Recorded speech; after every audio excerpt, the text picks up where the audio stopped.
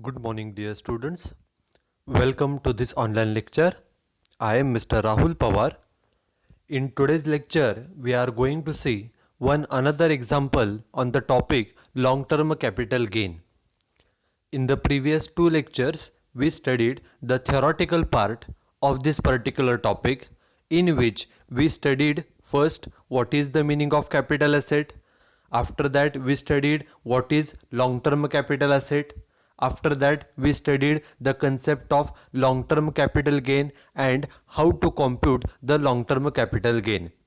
This is the theoretical part which we have studied in the previous two lectures. In the previous lecture, we also studied three to four examples on how to compute the long-term capital gain as per the provisions of Income Tax Act. आपण आत्तापर्यंत पाठीमागच्या लेक्चरपर्यंत एकूण 4 examples पाहिलेले आहेत की ज्यामध्ये long term capital gain कशा पद्धतीने कॅल्क्युलेट केला जातो हे आपण पाहिलेलं आहे. We know that if any asset is held for a period more than 3 years then it is called as a long term capital asset. एखादी असेट खरेदी केल्यानंतर आपण 3 वर्षापेक्षा जास्त जर ती आपल्याकडे असेल आणि 3 वर्षांनंतर जर आपण ती विकली तर त्या असेटला लॉंग टर्म कॅपिटल असेट असं म्हटलं जातं. ओके, आणि अशा लॉंग टर्म असेट्स विकल्यानंतर जो फायदा होतो त्याला लॉंग टर्म कॅपिटल गेन असं म्हटलं जातं. So what is long term capital gain? Long term capital gain means A profit, a gain arising from sale of a long term capital asset. Okay, एखादी long term capital asset की जी आपण 3 वर्षापेक्षा जास्त आपल्याकडे आहे, 3 वर्ष हा त्यासाठी कालावधी आहे. एखादी असेट 3 वर्षापेक्षा जास्त जर आपल्याकडे असेल तर त्या असेटला लॉंग टर्म कॅपिटल असेट असं म्हणतात. आणि असे असेट विकून सेल करून जो काय फायदा होतो त्या फायद्याला लॉंग टर्म कॅपिटल गेन असं म्हटलं जातं. In this particular topic, we are studying how to compute this long-term capital gain as per the provisions of Income Tax Act. आपल्या देशामध्ये, भारतामध्ये जो इन्कम टॅक्स ॲक्ट आहे या कायद्याप्रमाणे या लॉंग टर्म कॅपिटल गेन हा कसा कॅल्क्युलेट केला जातो याचे आपण 4 एक्झाम्पल्स ऑलरेडी पाहिलेले आहेत. Now in this particular lecture we are going to study the 5th example of long term capital gain. And what is the new point in this particular example? In this particular example, we are given the information of 3 assets. Okay, and we have to calculate the long term capital gain of every asset, and after calculating the long term capital gain of every asset, we have to calculate the total capital gain arising from the transfer, that is sale of all these assets. आपल्याला सुरुवातीला 3 ॲसेटची माहिती दिलेली आहे. त्या 3 ॲसेटचा long term capital gain separate calculate करायचं आहे आणि त्याच्यानंतर एकूण लॉंग टर्म कॅपिटल गेन किती झाला हे देखील आपल्याला कॅल्क्युलेट हे करायचं आहे. Okay, so let's start with this particular example. This is example number 5 on this particular topic. Read the example carefully. Mr. Sandeep provides you the following information. This is the first sentence of this example. In this sentence only one point is important, that is the name of person. Here the name of person is Mr. Sandeep. Okay, फक्त व्यक्तीचं नाव महत्त्वाचं आहे, ते व्यक्तीचं नाव आपल्याला दिलेलं आहे. Okay, we are given one table in which there are 4 columns. First column is particulars. Then we are given the information of 3 assets. The first asset is machinery, second one is building, and third asset is gold. Okay, this is the information of these 3 assets given in the example. मग सुरुवातीला आपल्याला काय काय माहिती दिली बघा. Year of purchase, या assets कधी खरेदी केल्या. Machinery was purchased in the year 2001-2. Building was purchased in the year 2004-5 and gold was purchased in the year 2009-10. आपण आपल्याला माहिती आहे आत्ता सध्याचं प्रिव्हियस इयर हे 2021 आहे. असेट खरेदी केली 1-2 साली, म्हणजे जवळपास 18, 19, 20 वर्षापूर्वी. बिल्डिंग खरेदी केली 4-5 साली म्हणजे जवळपास 15 वर्षापूर्वी. गोल्ड खरेदी केले 9-10 साली म्हणजे जवळपास 10 वर्षापूर्वी. All these assets have been purchased for more than 3 years. 3 वर्षापेक्षा जास्त अगोदर ह्या असेट्स खरेदी केलेल्या आहेत. त्यामुळे या सर्व असेट्स ह्या लाँग टर्म असेट्स आहेत आणि अशा लाँग टर्म असेट्स सेल करून विकून जो फायदा होतो त्याला लाँग टर्म कॅपिटल गेन असं म्हटलं जातं. ओके, आपल्याला इयर ऑफ परचेस दिले. पुढे महत्त्वाचा पॉईंट आहे कॉस्ट ऑफ परचेस. म्हणजे आपण असेट किती रुपयाला खरेदी केलेली.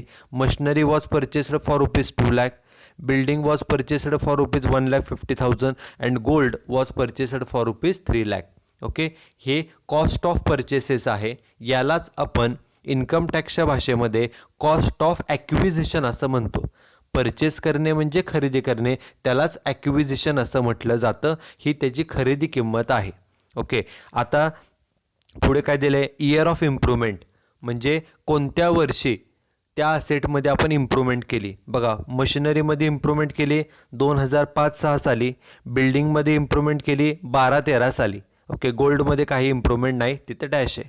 ओके, आता इम्प्रूव्हमेंट किती रुपये केली, what is the cost of improvement. मशिनरीसाठी इम्प्रूव्हमेंटसाठी 40,000 स्पेंड केलेत, बिल्डिंगचे इम्प्रूव्हमेंटसाठी 60,000 रुपये स्पेंड केलेले आहेत. This is the amount spent for improvement in the asset. असेटच्या इम्प्रूव्हमेंटसाठी एवढी रक्कम आपण खर्च केलेली आहे. इन्कम टॅक्सच्या भाषेमध्ये आपण त्याला कॉस्ट ऑफ इम्प्रूव्हमेंटच म्हणतो.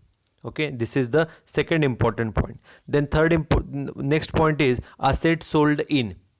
It means in which year these 3 assets were sold. Okay, all these 3 assets were sold in the year 2020-21. ह्या तिन्ही पण ज्या असेट्स आहेत ह्या 2020-21 या सालामध्ये विकलेल्या आहेत. किती रुपयाला विकल्या. These assets were sold for rupees.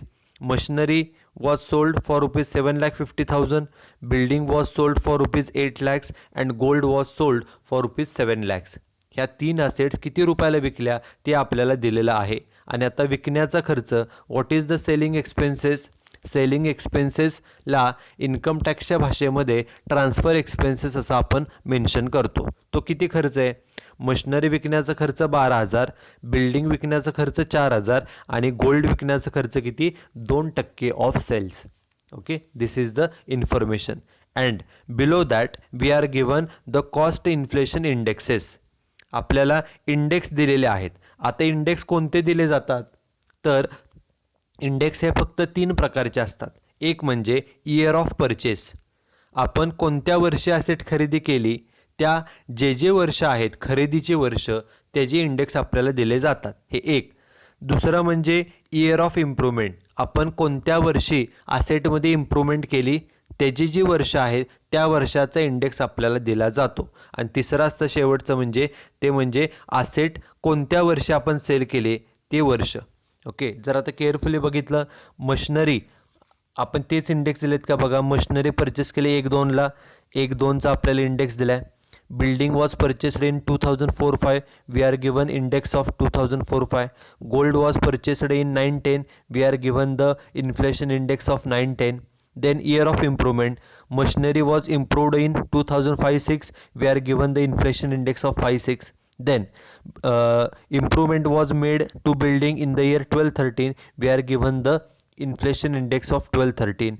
And the asset, all these 3 assets were sold in the year 2021. We are given the index of this year 2021 also. Okay, so in example we are given the cost inflation indexes of year of acquisition, year of improvement as well as the year in which the asset is sold. Okay, we are given the indexes and after that one sentence is mentioned, compute long term capital gain for assessment year 21-22. आपल्याला ह्या तिन्ही asset ज्या आहेत त्या तिन्ही असेटचा long term capital gain हा calculate करायचा आहे. Okay, so let start with the calculation. आपल्याला 3 असेट दिल्यात त्यामुळे आपण एक असेटचे कॅल्क्युलेशन सुरुवातीला करणार आहोत. पहिले असेट आपण कोणते घेऊया तर मशिनरी. फक्त मशिनरीच्या अमाऊंट वाचायच्या. कॅल्क्युलेशन करण्यापूर्वी पहिल्यांदा व्यक्तीचं नाव. व्यक्ती कोण आहे mister Sandeep. His name should be written on the first line at the centre. Mister Sandeep. Then what we are asked to calculate? Here we are asked to calculate long term capital gain. So on the second line we should mention computation of long term capital gain. And आपण आता कोणत्या असेटचं calculation करतोय? Machinery. So it should be mention in the bracket machinery. Okay, this is the second point. And third point is the assessment year. It is 21-22. It should be mentioned on third line, assessment year 21-22. Okay, these are the 3 points which we have to mention before starting to calculate the long term capital gain. After mentioning these 3 points, now we have to draw the format. The format includes 3 columns: particulars, amount in rupees and amount in rupees. Okay, this is the format. आता यामध्ये आपण long term capital gain म्हणजे asset विकून किती फायदा झालेला आहे हे आपल्याला कॅल्क्युलेट करायचे. असेट विकून फायदा किती झाला, मग असेट विकून फायदा किती झाला हे कॅल्क्युलेट करण्यासाठी पहिल्यांदा आपण असेट किती रुपयाला विकली इथून सुरुवात करायची. म्हणून सुरुवात करायची सेल्स कन्सिडरेशन. बघा, आपण फक्त मशिनरीचं कॅल्क्युलेशन करतोय. असेट किती रुपयाला विकले? The asset was sold for ₹7,50,000. It should be mention in the amount column, outer column. 7,50,000 asset आपण 7.5 लाखाला विकली. ही विक्री किंमत आहे, सेलिंग प्राईस आहे. आता याच्यामधून काय लेस करायचं? तर एकूण 3 गोष्टी लेस केल्या जातात. ओके, पहिल्यांदा लेस करायचं इंडेक्स्ड कॉस्ट ऑफ ॲक्विजिशन. म्हणजे आपण ॲक्विजिशन म्हणजे खरेदी किंमत, आपण असेट किती रुपयाला खरेदी केली होती त्याची इंडेक्स्ड कॉस्ट शोधून काढायची. मग आपण असेट किती रुपयाला खरेदी केली? बघा, परचेस किती रुपयाला केलेली? असेट परचेस केलेली 2 लाखाला. मग 2 लाख अमाऊंट घ्या ब्रॅकेटमध्ये, 2 लाख. आता 2 लाखाला असेट खरेदी केलेली होती, परंतु ती किंमत 2001-2ची. मग जे 2 लाख रुपये होते त्यावेळेचे, त्या 2 लाखाचे आत्ताची किंमत आपल्याला शोधावी लागते. त्याला म्हणतात इंडेक्स्ड कॉस्ट ऑफ ॲक्विजिशन. आपण ही असेट 2 लाखाला खरेदी केलेली होती, परंतु कधी 2001-2 म्हणजे 18-19-20 वर्षापूर्वी त्या 2 लाखाची सध्याची किंमत शोधणं त्याला म्हणतात इंडेक्स्ड कॉस्ट शोधणं. ती कशी शोधायची? पहिल्यांदा अमाऊंट घ्यायची. अमाऊंट घेतली 2 लाख रुपये. ओके, त्याला डिव्हाइड करायचं. ही अमाऊंट कोणत्या वर्षाची? 2001-2ला आपण असेट खरेदी केलेली ना. मग 1-2चा इंडेक्स किती आहे त्यानं त्याला डिव्हाइड करा. 1-2चा इंडेक्स आहे 100, म्हणून डिवायडेड बाय 100. ओके, आपण किती रुपयाची असेट होती? 2 लाख, ती घेतली. त्याला भागिले त्या वर्षाचा इंडेक्स आणि गुणिले आपल्याला आत्ताची किंमत शोधायची. आत्ताची आपला म्हणजे 2021. 2021चा इंडेक्स किती आहे? तर 301 आहे, म्हणून गुणिले घ्यायचं 301. चालू वर्षाचा इंडेक्स 301 आहे, त्यामुळं आपल्याला ती जी चालू वर्षाची किंमत मिळेल ती घ्यायची फर्स्ट कॉलमला. ती किती आली? 6,02,000 रुपये. याचा अर्थ जी आपण 2 लाख रुपयाला असेट खरेदी केली होती त्या वर्षी 2001-2मध्ये 20-1 वर्षापूर्वी, त्या 2 लाखाची सध्याची किंमत 6 लाख रुपये इतकी आहे. अशा प्रकारे इंडेक्स्ड कॉस्ट ही शोधली जाते. This is first point. Then second point घ्यायचा असतो इंडेक्स्ड कॉस्ट ऑफ इम्प्रूव्हमेंट. म्हणजे इम्प्रूव्हमेंटसाठी, असेटच्या इम्प्रूव्हमेंटसाठी आपण जो खर्च केलेला असेल त्याची पण इंडेक्स्ड कॉस्ट शोधायची. मग इम्प्रूव्हमेंटचा खर्च बघा किती आहे? कॉस्ट ऑफ इम्प्रूव्हमेंट आहे 40,000 रुपये. मग 40,000 अमाऊंट घ्या पहिल्यांदा. आता त्याला डिव्हायडेड बाय ही 40,000 अमाऊंट कोणत्या वर्षाचे? इम्प्रूव्हमेंट केलं 5-6 साली. मग 5-6चा इंडेक्स बघा किती आहे? तर तो आहे 117, म्हणून त्याला डिव्हाइड केलं 117नं. अमाऊंट घेतली 40,000 भागिले 117 आणि गुणिले आपल्याला चालू वर्षाची किंमत शोधायची. चालू वर्ष आहे 2021, प्रिव्हियस इयर 2021 आणि त्याचा इंडेक्स किती? 301, म्हणून गुणिले 301. ओके, मग 40,000 भागिले 117 गुणिले 301 अमाऊंट किती आली? 1,02,906 रुपये. याचा अर्थ काय? आपण 40,000 जो खर्च केलेला होता कधी? 2005-6 साली, त्या 40,000ची सध्याची किंमत 1,02,906 एवढी आहे. Okay, this is second point, indexed cost of improvement. आणि तिसरं घ्यायचं असतं ट्रान्सफर एक्सपेन्सेस, म्हणजेच सेलिंग एक्सपेन्सेस ऑफ असेट. किती दिलेत सेलिंग एक्सपेन्सेस? शेवटी रेडीमेड दिलेत 12,000, ते घेतले फर्स्ट कॉलमला 12,000. तिन्ही अमाऊंट पहिल्या कॉलमला लिहिल्या, रेश सोडून बेरीज बाहेर घेतली. ह्या तिन्हींची बेरीज बाहेर किती आली बघा? बेरीज आली 7,16,906 रुपये. मग लास्ट पॉईंट काय, स्टेप काय, आपण ॲसेट विकले 7,50,000ला, त्यातून हे 7,16,000 हे काय करायचे, लेस करायचे, वजाबाकी आली 33,094. उत्तर आपलं प्लस आलं आहे, म्हणजे हा प्रॉफिट आहे, गेन आहे, त्याला नाव द्यायचं long term capital gain. Okay, ही जी ॲसेट होती मशिनरी आहे, मशिनरीची किंमत 7,16,906 आहे आणि ती विकली 7,50,000ला, म्हणजे फायद्याने विकली. किती फायदा झाला, 33,094. ओके, हा फायदा आहे, त्याला लॉंग टर्म कॅपिटल गेन असं म्हटलं जातं. फायदा झाला की तो गेन आहे आणि ही ॲसेट आपण 3 वर्षापेक्षा जास्त वापरले म्हणून ह्याला लॉंग टर्म कॅपिटल गेन असं म्हटलं जातं. This is first calculation. पहिली ॲसेट कोणती झाली, तर पहिली ॲसेट झाली machinery. Now the second asset is building. आता बिल्डिंगचं कॅल्क्युलेशन करूया. नेहमीप्रमाणे पहिल्यांदा व्यक्तीचं नाव मिस्टर संदीप, सेकंड लाईनला computation of long term capital gain, ब्रॅकेटमध्ये ॲसेट मेन्शन केली बिल्डिंग, आणि थर्ड लाईनला for assessment year 21-22. Okay, these 3 points we have to mention before computing the long term capital gain. हे 3 पॉईंट्स मेन्शन केल्यानंतर नेहमीप्रमाणे format, first column is particulars, second is amount in rupees and third column is amount in rupees. Okay, हे 3 column आपल्याला draw करावे लागतात. हे draw केल्यानंतर format काय, आपण long term capital gain calculate करतो, म्हणजे ॲसेट विकून किती फायदा झालेला आहे हे कॅल्क्युलेट करतो. त्यासाठी सुरुवात करायची, आपण ॲसेट किती रुपयाला विकली, सेल्स कन्सिडरेशनने. बघा, मग ॲसेट आहे बिल्डिंग, ॲसेट किती रुपयाला विकले, the asset is sold for ₹8 lakh. Okay, asset 8 लाखाला विकली, ते घेतलं आउटर कॉलमला 8 लाख रुपये. सेल्स कन्सिडरेशन, सेल्समधून 3 अमाऊंट लेस करायच्या.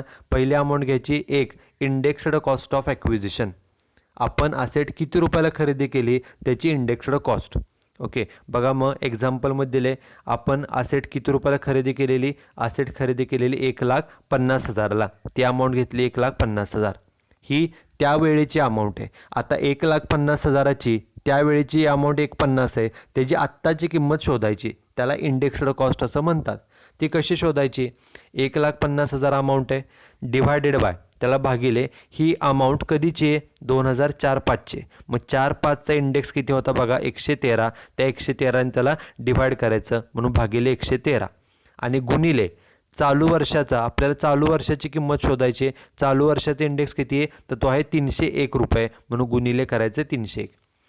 अमाऊंट घेतली 1,50,000 भागिले त्या वर्षाचं इंडेक्स, ज्या वर्षी आपण ॲसेट खरेदी केलेली, आणि गुणिले चालू वर्षाची अमाऊंट शोधण्यासाठी चालू वर्षाचं इंडेक्स. असं गुणाकार किती आला, 3,99,558. तो फर्स्ट कॉलममध्ये मेन्शन करायचा.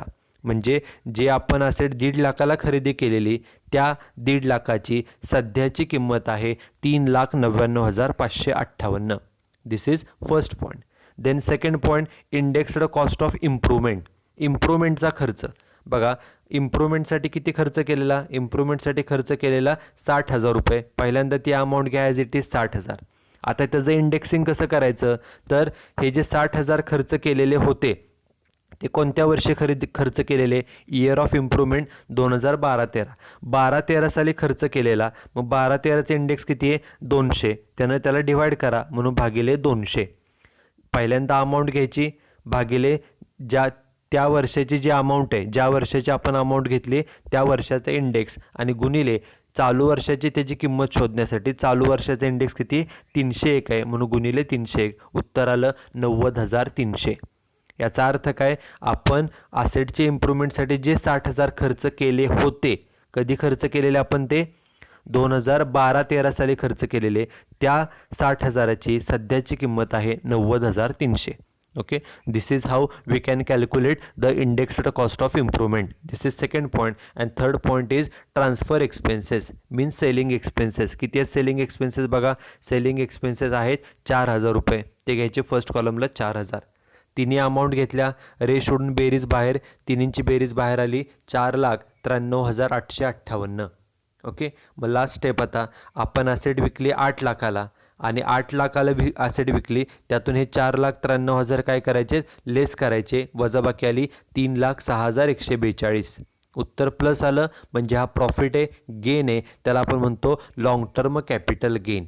ओके, ही ॲसेट खरी आहे 4,93,858ची आणि ती विकताना मात्र 8 लाखाला विकली, म्हणजे जादा किमतीला विकली, म्हणजे फायदा. आणि किती फायदा झाला, तर फायदा झालेला आहे किती, 3,06,142 रुपये.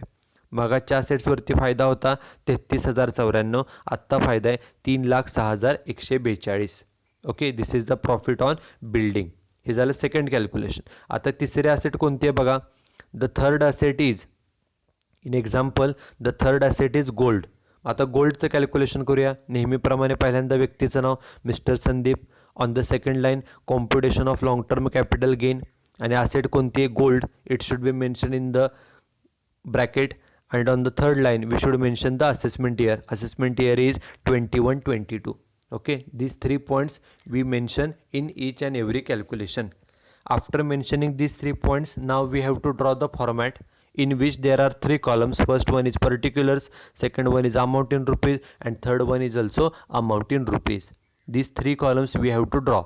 okay, आता प्रत्येक वेळेला फॉर्मॅटमध्ये सुरुवात करायची. आपण असेट किती रुपयाला विकली, म्हणजे सेल्स कन्सिडरेशनने. बघा, मग आपण आता फक्त गोल्डचं कॅल्क्युलेशन करतोय. असेट सोल्ड फॉर रुपीज, किती रुपयाला गोल्ड विकले, 7 लाखाला, ते मेन्शन करायचं आउटर कॉलममध्ये 7 लाख रुपये. हे सेलिंग प्राईस झाली, असेट सोल्ड केली. त्यातून लेस, आता काय लेस करायचं, एकूण 3 गोष्टी लेस करतो आपण. एक म्हणजे इंडेक्स्ड कॉस्ट ऑफ ॲक्विजिशन. आपण ही असेट किती रुपयाला खरेदी केलेली, परचेस प्राईस, त्याचं इंडेक्सिंग करायचं. मग आपण असेट किती रुपयाला खरेदी केलेली बघा, कॉस्ट ऑफ परचेस, गोल्ड खरेदी केलेलं 3 लाख रुपयाला, मग ती आहे तशी अमाऊंट घेतली 3 लाख रुपये.